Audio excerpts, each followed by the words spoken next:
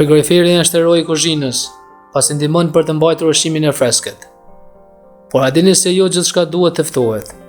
Ndërsa qumshti rekomandohet të mbahet në temperaturat e ftohta, ka ushqime befasuese që nuk i përkasin frigoriferit.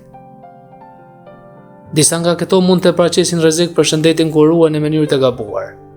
Ja, cilat ushqime nuk duhet të futen në frigorifer: bananet, qepet, patatet, domatet, hudhra, kafja, sosi djegës, vaji, buka, mjalti, mielli, pjeshka, mango, kivi, vezet, avokado, specat, dardhat, trongujt, mulla.